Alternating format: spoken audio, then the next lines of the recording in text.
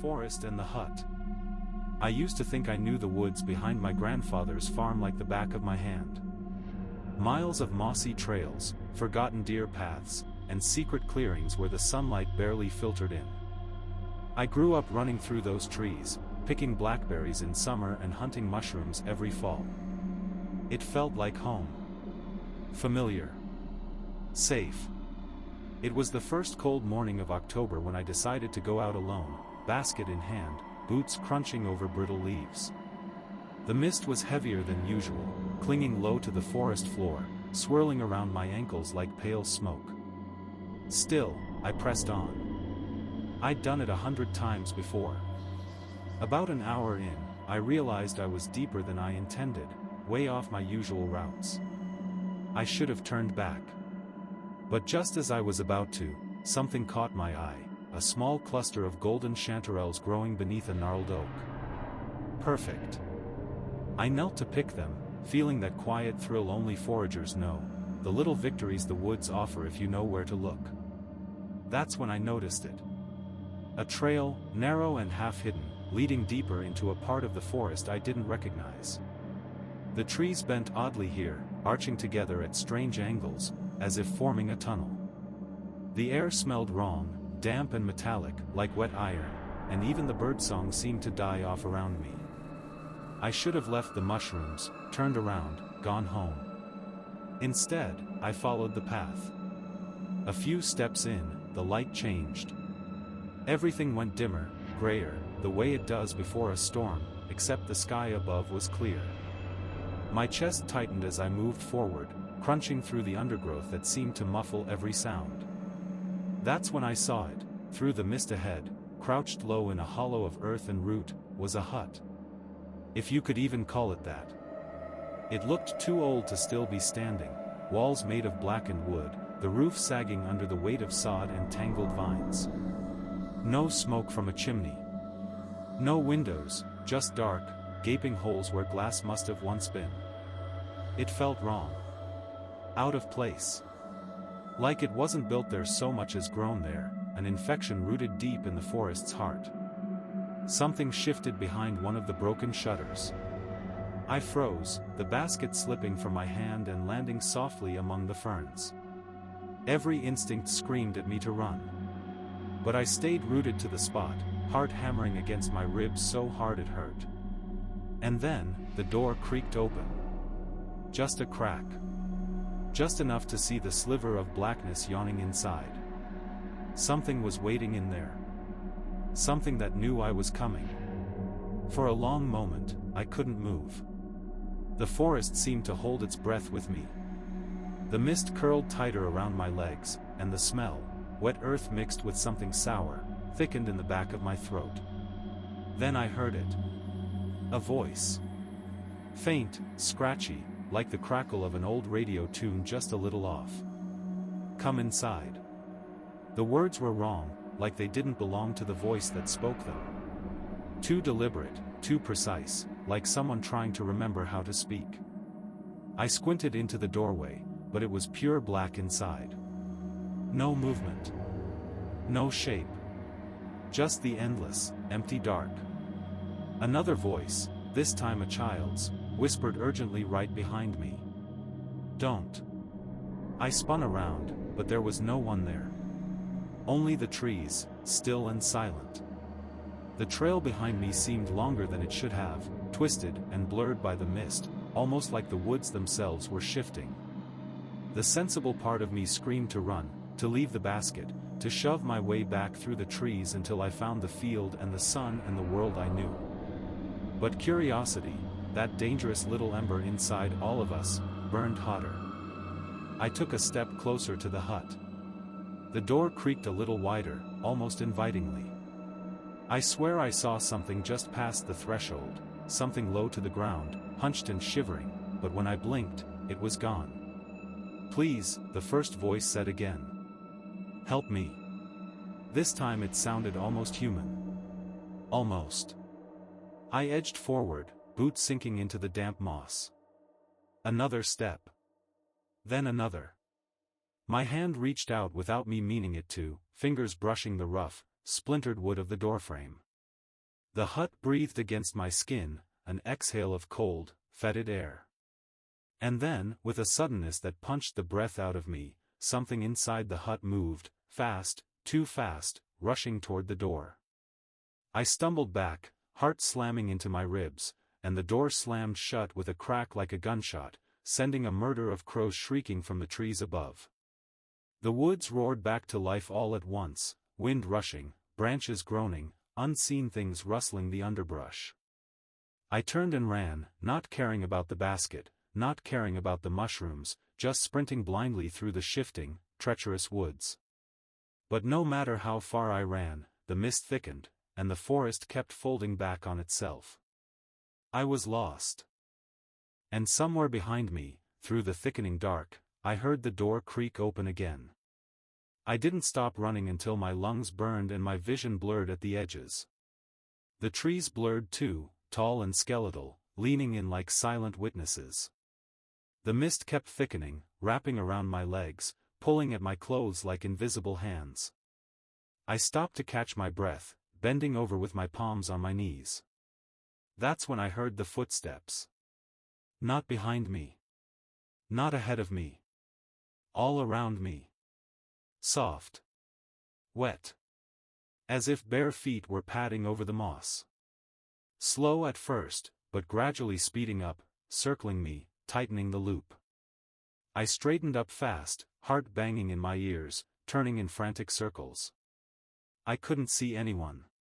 Nothing but trees, mist, and shadows that seemed to twitch at the corners of my vision. Then, faintly, the child's whisper again, except this time, it wasn't behind me. It was above. You're not supposed to be here. I looked up. Something was crouched high in the branches, silhouetted against the faint gray light. Thin limbs wrapped around the trunk of a tree. Its head tilted at an impossible angle, watching me. Staring. I stumbled back, nearly tripping over a twisted root. I tried to find the path I'd come from, but every way looked the same now. Endless trees stretching into nowhere. The air grew colder. Every breath left a little cloud in front of my mouth.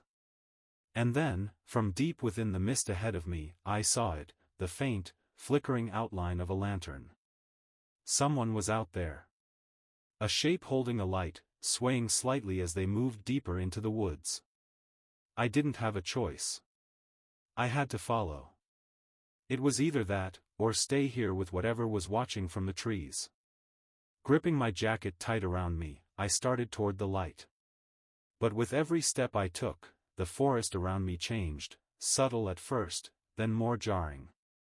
Trees twisted into unnatural shapes, roots splitting the ground like veins, the mist thinning in places to reveal patches of earth that looked burned, blackened as if by some old, unseen fire.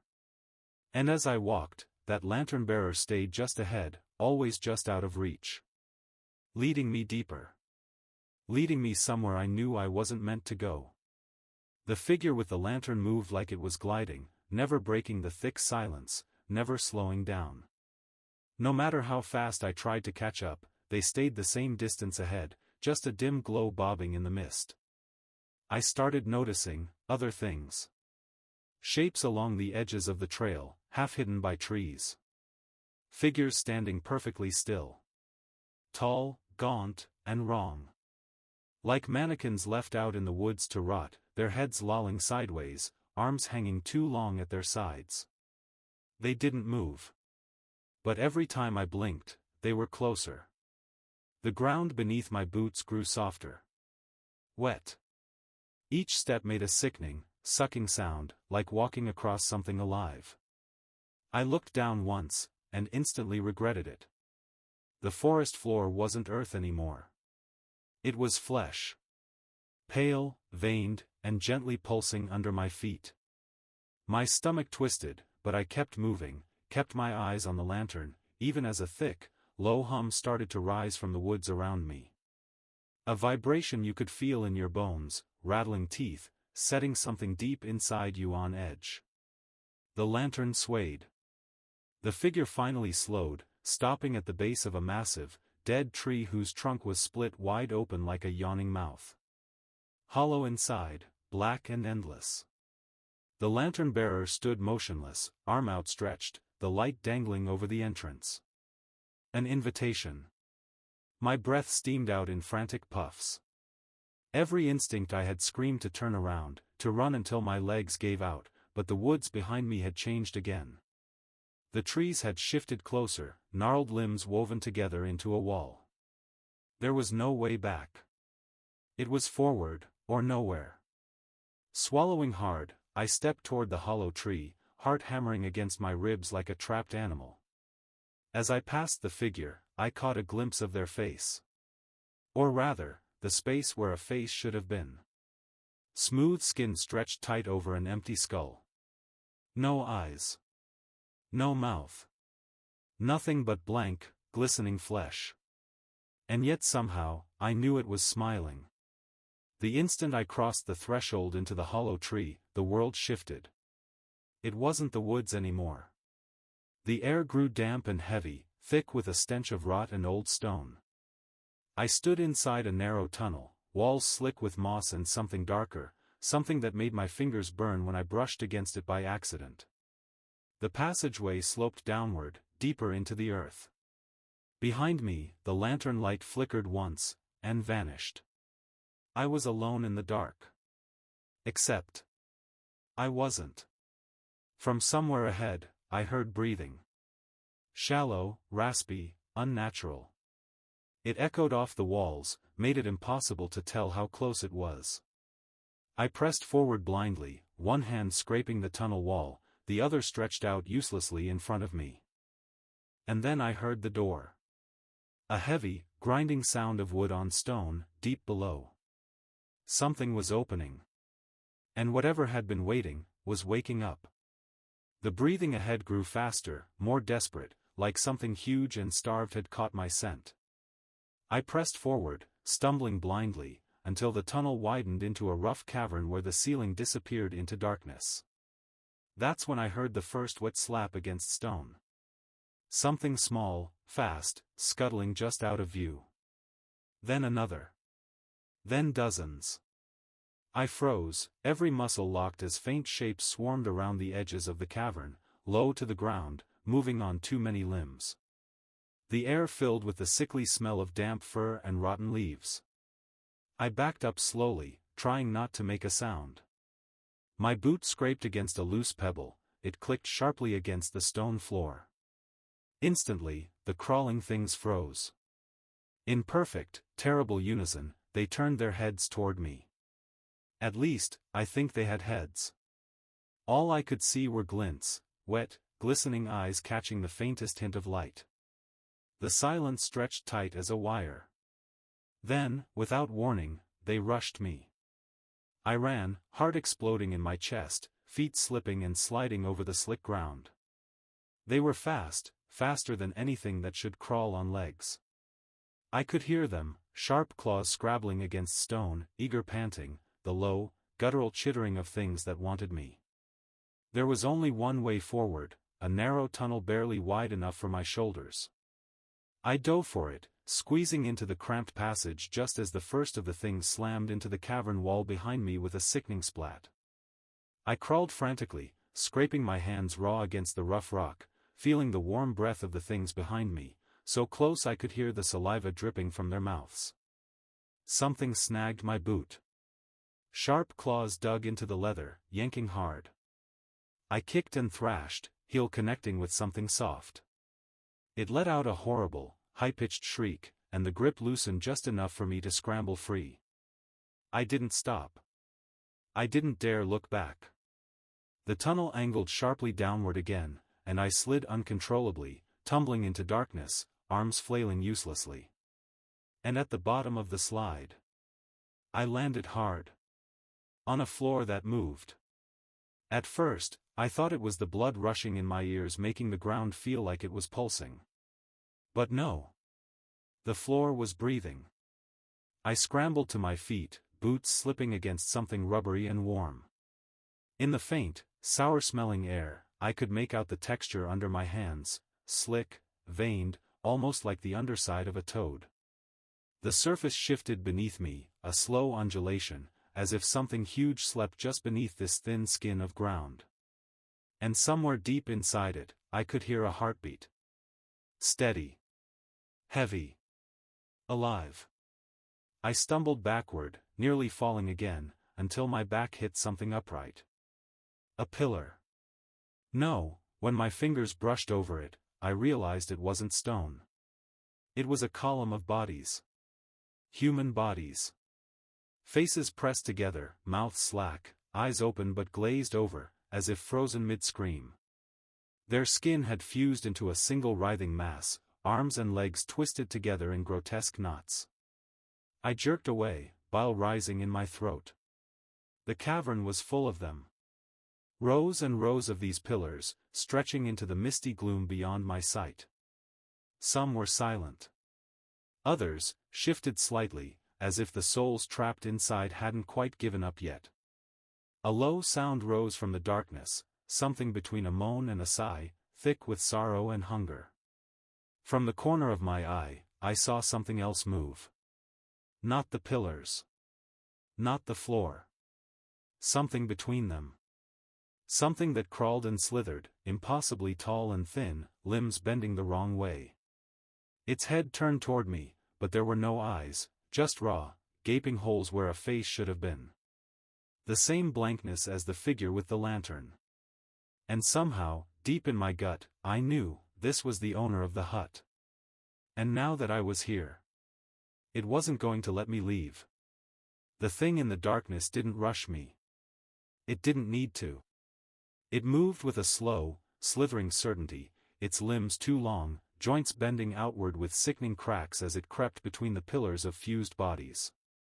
The sound it made, low, rhythmic, seemed to burrow under my skin, a vibration that rattled my teeth and sent goosebumps racing down my arms. I backed away slowly, trying not to trip, trying not to scream. Every fiber of my body knew instinctively, if I ran, it would be faster. If I screamed, it would be closer.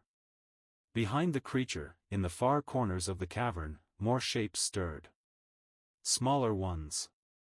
They clung to the pillars, heads twitching like birds, dozens, maybe hundreds of them, peering from the shadows. I couldn't see their faces clearly, but I could feel their attention locking onto me. Heavy. Suffocating. They weren't crawling toward me yet. They were waiting. The tall creature lifted one arm, bones creaking audibly under stretched, translucent skin. Slowly, it pointed at me with a long, gnarled finger. The breathing around me deepened. The walls of the cavern seemed to contract, a slow, suffocating pulse drawing everything tighter. The heartbeat under the living floor pounded louder, faster, rattling my bones, flooding my veins with cold, sour fear. And then the whisper came. Stay. The word wasn't spoken aloud. It was pushed into my head. A raw, alien command, scraping across my thoughts like claws on glass. I felt my knees buckle, my arms shake. A pressure settled on my chest, heavy enough to make breathing painful. Some part of me, the stubborn, stupid part, resisted. Some tiny ember of no lit in my mind. And the creature seemed to feel it. It tilted its head slowly, curiously, almost amused. The air grew colder. The shadows deepened. The waiting things started to move, crawling down from their perches with soft, wet sounds, creeping toward me from every side. I turned and ran, into the darkness, into the unknown, into anything that wasn't this. I didn't even care where anymore. Just away. Somewhere behind me, I heard a sound that didn't belong in any sane world, a deep, furious roar, like a hurricane made of broken voices, and the living floor beneath my feet began to crack. I sprinted blindly across the flexing, groaning floor as it began to split open beneath me. Thin seams tore through the flesh-like surface, spilling out a thick, black liquid that smelled like rusted iron and rot. Ahead, a jagged tear widened suddenly, too wide to jump. Without thinking, I veered left, feet sliding over the trembling ground, barely keeping my balance. Behind me, the roar built into something bone-shaking, a monstrous wail of rage and hunger. I didn't dare look back. Shapes lunged from the cracks, bony, wet arms clawing at the air, reaching for me. One hand brushed my ankle, cold and slimy, and I kicked free with a desperate grunt. The tunnel ahead narrowed into a jagged break in the cavern wall. Not a doorway, not even a passage, just a rough wound in the stone. But it was my only chance. I threw myself toward it just as the floor behind me buckled and collapsed completely, swallowing everything into the churning, black void below. I barely squeezed through the gap, scraping my shoulders bloody on the rough rock. A hand, too long, too many fingers, scraped across the opening behind me, trying to grab hold. I heard it scratch and hiss in frustration as I scrambled away down a steep, crumbling slope. The sound of pursuit faded for a moment. But the forest wasn't done with me. The slope ended abruptly in another clearing, and this time, there was light. A faint, sickly green glow coming from strange, mushroom-like growths that clustered along the tree trunks. The ground here was different too, softer, but not breathing, thank God. I stumbled into the clearing, gasping, my head spinning with exhaustion and fear. And that's when I saw it. Another hut. This one was worse. It stood tilted, half sunken into the earth, its wood slimy with moss, its door hanging loose on broken hinges. The roof was riddled with holes, and a crooked, rusted weather vane turned lazily atop it, squeaking in the dead air. And from inside the darkened doorway, something waited. I could feel it. Watching. Smiling. Calling me in. But this time, the choice wasn't mine. The trees behind me began to creak and shudder, and the earth trembled as if something impossibly large was forcing its way through the roots and stones. The only way left was forward. Toward the second hut. Toward whatever fresh horror waited inside. I approached the broken doorway like a man creeping toward his own grave. The glow from the fungus outside barely touched the interior. It was darker than dark inside, thick, syrupy blackness that seemed to swallow the light. The air reeked of mold and something sweeter, almost sickly sweet, like rotting fruit mixed with decay. Every instinct I had told me to turn back. But the woods behind me cracked and groaned under the weight of whatever was moving out there. Twisted shapes writhed between the trees, hulking silhouettes slithering closer, patient and relentless. There was no time left to hesitate. I crossed the threshold. The temperature dropped instantly. My breath misted in the stale air. The inside of the hut was wrong, larger than it should have been, stretching into shadowed hallways that shouldn't have fit inside such a crooked shell of a building. And the walls. God, the walls. They were lined with faces. Not portraits. Faces. Pressed into the wood, straining out as if trying to escape, their mouths open in frozen screams, their eyes wild with terror. Some were old. Some were fresh. Some seemed to still move, just slightly, lips twitching, eyelids fluttering. I stumbled backward, nearly tripping over the uneven floorboards, which were slick with a dark, viscous slime. That's when the door slammed shut behind me with a deafening bang. And the faces on the walls whispered in unison. You shouldn't have come.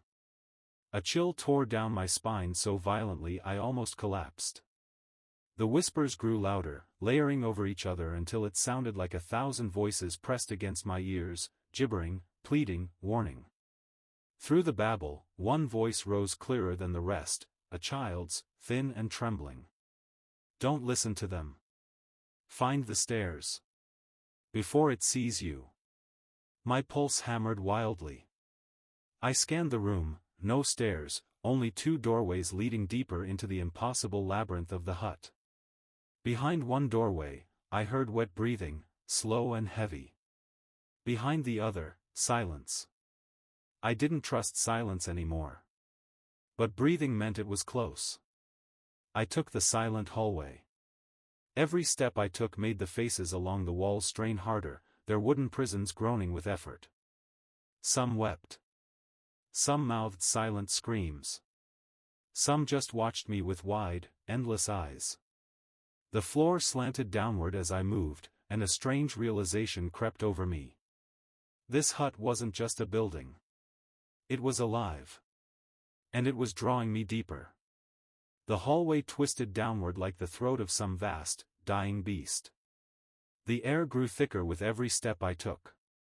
The faces on the walls became fewer, but those that remained were different. Less human. Their features stretched and melted, as if the hut was forgetting how to copy the people it devoured. Ahead, the hallway split. And standing at the fork was another person. At least, it looked like one at first. A man, maybe late 30s, wearing a battered flannel jacket and muddy jeans. He was hunched forward, one hand gripping the wall as if struggling to stay upright. His face was pale, drenched in sweat, and his eyes, God, his eyes, were wide with panic, darting from doorway to doorway. When he saw me, he staggered closer, arms outstretched. You're real," he gasped, voice cracking. "Please, don't go that way, it's in the floor, it's under." Something snapped. Without warning, the floor beneath him buckled like a breathing lung, and a jagged, spiked root shot up from the wood. It impaled him clean through the stomach, lifting him off his feet like a grotesque marionette. His scream was short.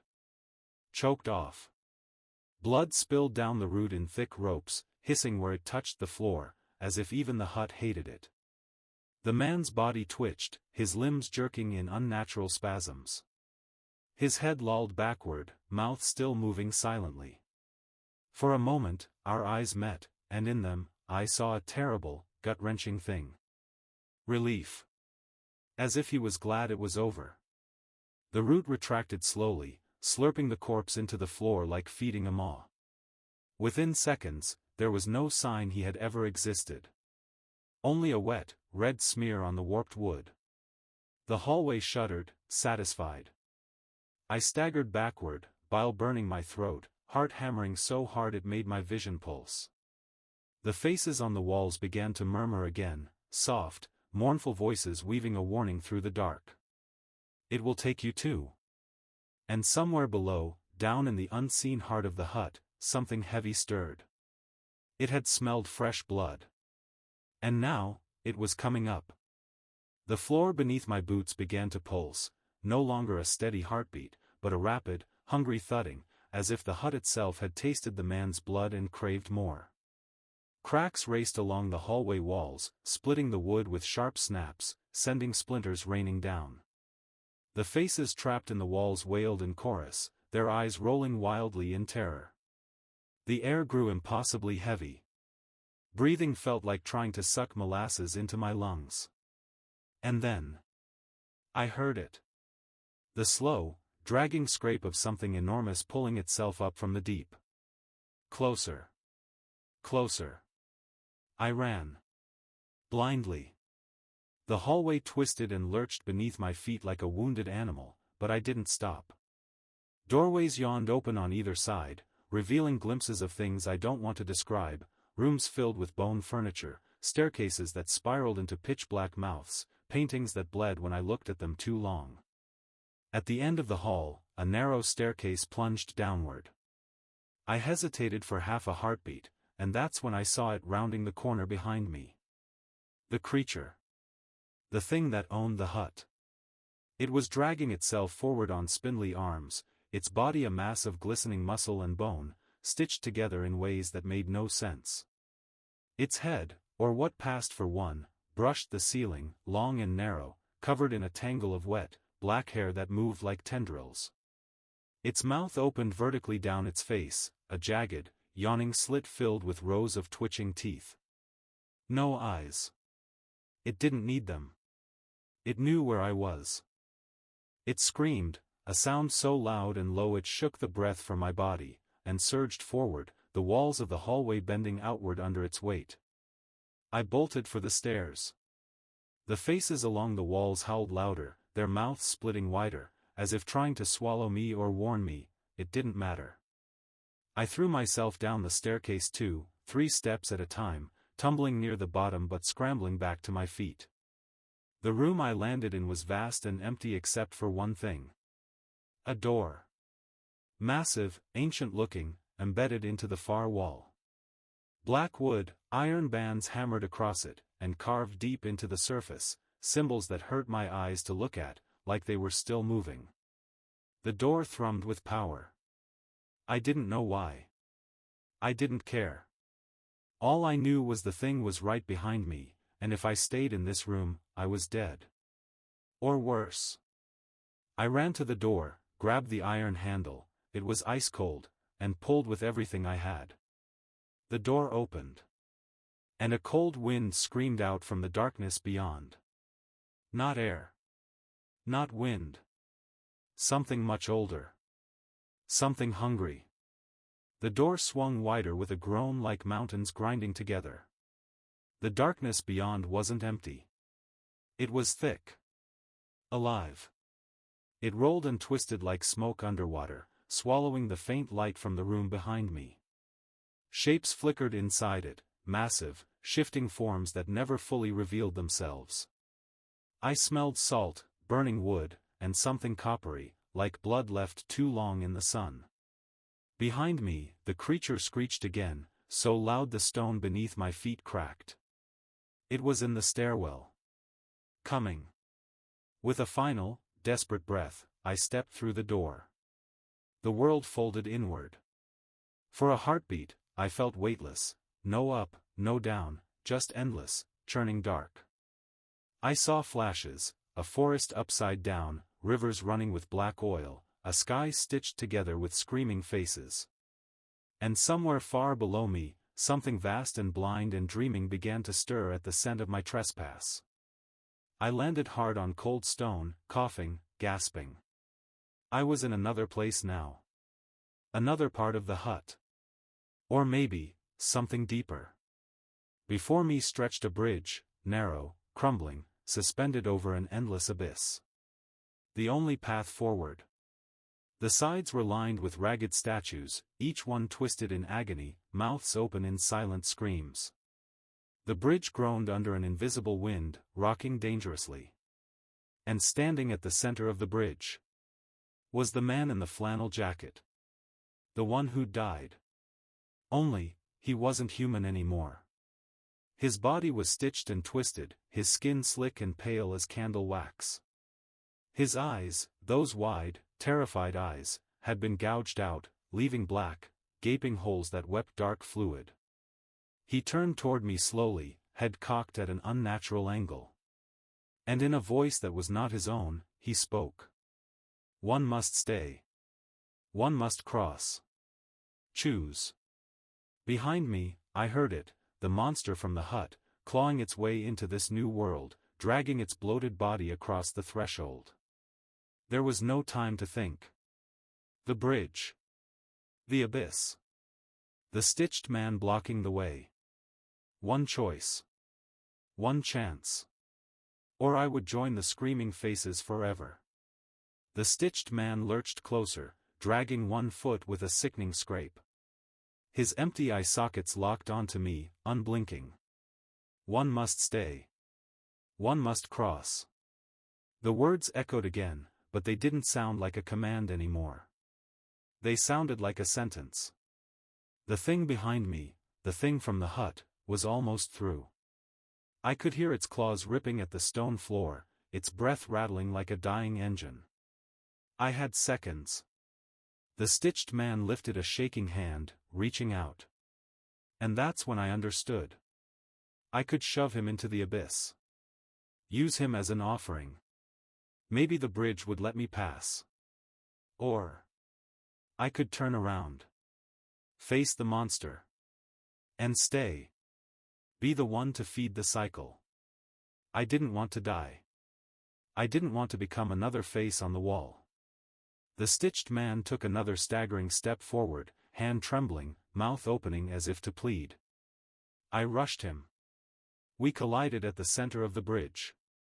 His body was cold, brittle, like frozen leather. I didn't hesitate. I grabbed his twisted frame and threw all my weight into a shove. For a second, he clung to me, fingers clawing at my jacket with unnatural strength, dragging his ruined face close to mine. I saw his mouth move. "I'm sorry." And then he fell, tumbling soundlessly into the abyss, swallowed by the dark. The bridge shuddered beneath me. The statues lining the edges seemed to sigh, a soft ripple passing through them. And in the distance, beyond the narrow crossing, a door appeared. Bright. White. Open. Freedom. Behind me, the creature howled, infuriated, denied its meal. I didn't look back. I ran, the bridge swaying wildly underfoot, pieces crumbling and falling into the pit below. Each step felt like a lifetime. Each breath a theft from the thing that hunted me. Closer. Closer. The door blazed brighter. And just as I reached the threshold, the bridge gave way completely behind me, collapsing into nothingness. I threw myself through the doorway. And everything went white. The light swallowed me whole. For a moment, there was nothing, no sound, no weight, no thought. Just a perfect, blinding emptiness that wrapped around me like a second skin. And then I gasped awake. I was lying in a clearing. The morning mist clung low to the ground. Sunlight, real and golden, streamed through the trees. The forest looked normal again, familiar. Birds called overhead. I could even hear the distant rustle of a deer slipping through the underbrush. For a second, I thought it had all been a nightmare. A hallucination. But when I sat up, I saw the basket. My basket of mushrooms. Still sitting there in the ferns, just where I had dropped it hours, or lifetimes, ago. And on the ground beside it, a single, withered face. Pressed into the soil. Mouth open. Eyes wide. Frozen in the same terror I had seen in the walls of the hut. I stumbled backward, heart hammering, bile rising in my throat. The trees seemed to lean closer for a moment, listening. Somewhere deep in the woods, just out of sight, I heard the faint creak of a door slowly opening. The hut was still there. Waiting. Watching. I hadn't escaped. Not really. The forest had let me go. For now. But in my gut, I knew the truth. Once you step off the path, once you hear the voice behind the door, the woods never really let you leave. They just wait. Until you come back. The end. Or maybe, the beginning.